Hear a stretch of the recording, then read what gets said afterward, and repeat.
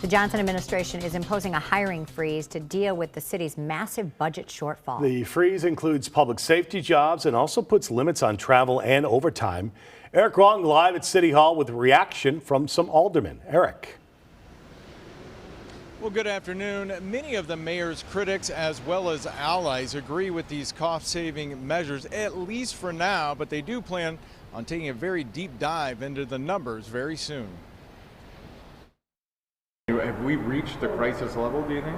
I think we are there, to be perfectly honest. I think we are there, and I believe that the mayor has the opportunity, if he chooses to take it, to have a truly transformative discussion on both our revenue and our spending, because we are literally tapped out.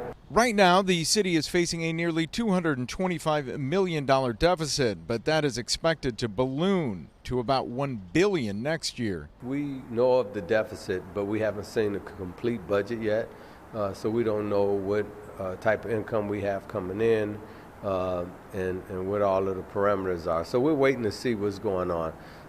To freeze hiring is nothing unnormal. What is a little unusual is a hiring freeze that applies to police and fire. Having a hiring freeze that applies to police and fire is a problem, but in my opinion right now, this budgetary crisis rises to the level where an across-the-board hiring freeze is appropriate for a short period of time. It doesn't mean we're going to abandon our priorities for law enforcement and public safety. In fact, that's part of the budget debate. The mayor's office focused on counted revenue falling short, but city leaders are also going to take a hard look at the spending side of the equation. Absolutely, we have a spending problem.